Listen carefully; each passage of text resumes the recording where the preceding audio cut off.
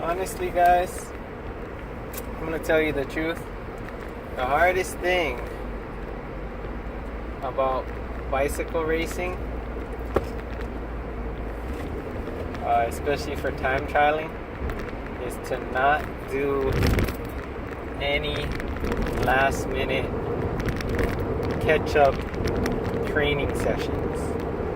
That's it, for lack of a better word, that S word stuff just doesn't work. Last minute training, it doesn't work. Whatever trainings you did in the season, that's the speed you got. That's the speed force you acquired. This weekend coming up is my first race of the season, Macau time trial. It's 99% flat, 18 kilometers, short and sweet. You don't really need a strategy for 18 kilometers.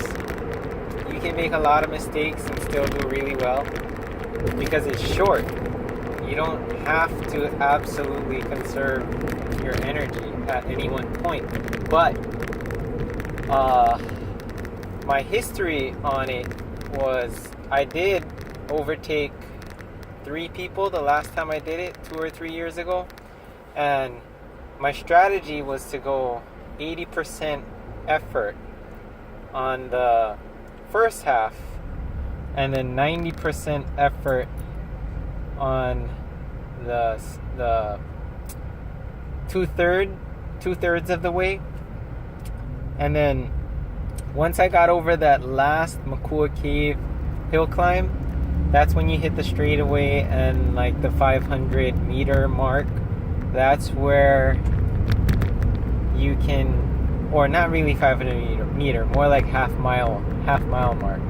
The half mile mark, that's when you can kick it up to 95%, and then the last ditch effort, which is about, I want to say 3 to 4 basketball courts in distance.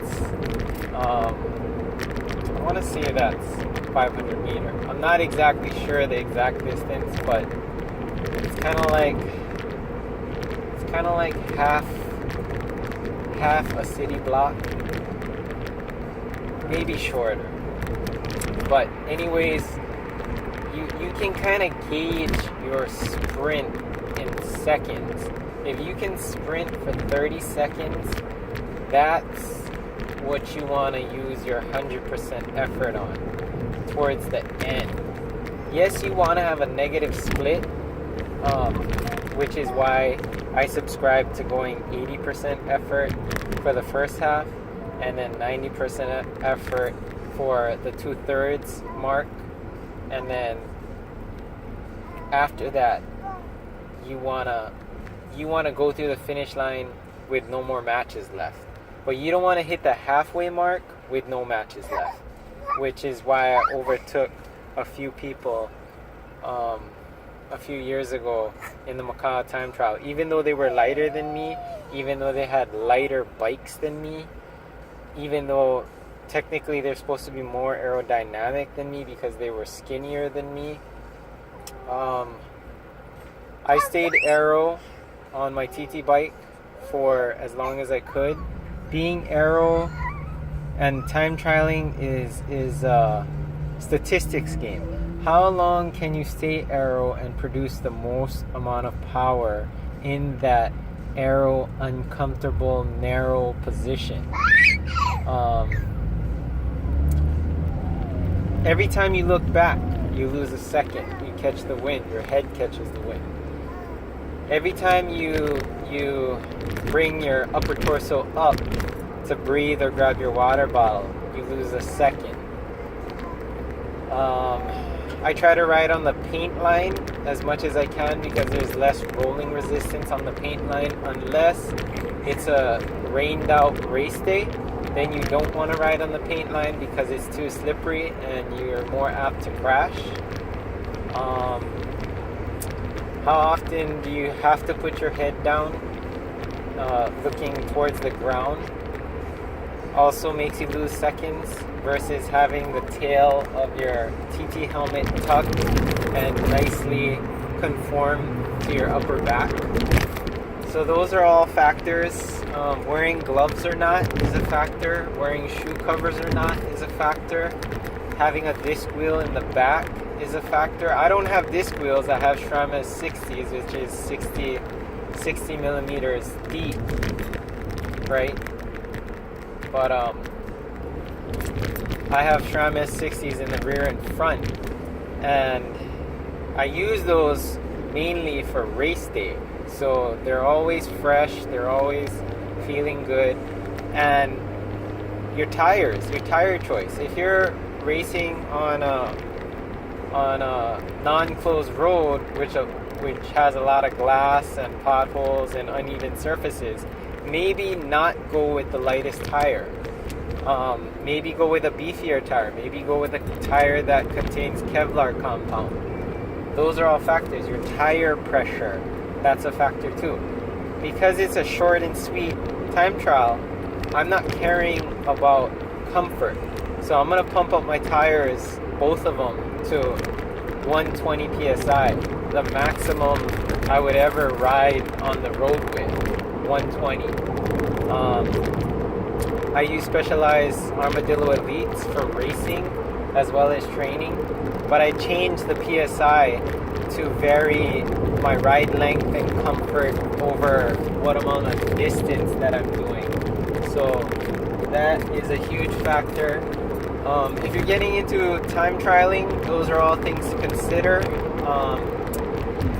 Gloves or no gloves, there are things like aero gloves and skin suits now. I don't have a skin suit, but I use the most snug jersey that I can find and the most snug but not too tight bib shorts that I can find, and I can still breathe well. Because it's a statistics game. How long can you stay aero for the longest amount of minutes, seconds, whatever you're trying to aim at? Whoever can obtain that for the longest amount of time and produce the most amount of power, so your bike setup has to be spot on, that is ultimately the person who has the shortest time. It's not always the strongest rider. It's not always the most aero rider. It's how long can you hold that strength and that aero position for the most amount of time over the distance. That's ultimately the person who wins. And it's a really dicey game. It's just you versus the clock. There's no drafting. It's the race of truth. That is why I love time trialing. And this Sunday is the first time trial of the season. I'm stoked. Trying not to do any last minute training sessions because they do not pay off. That's the word of the day. That's the tip for the day. If you're just getting into racing, time trialing, it's an awesome sport. I highly recommend it. If you have one in your area, sign up. Just do it and you'll see what I'm talking about. Also, at the beginning of your race or races, another hard thing to do is just to get out of your head. Believe in yourself that you can do it. Forget about the distance. Just race yourself as if no one else is on the course. Race yourself, race your way, and have fun doing it. Don't worry about the other competitors. They have to worry about themselves. There's no drafting, so it's just you versus the clock. That's what's up. Thanks for watching the channel. That's the topic for today's vlog. Bye-bye.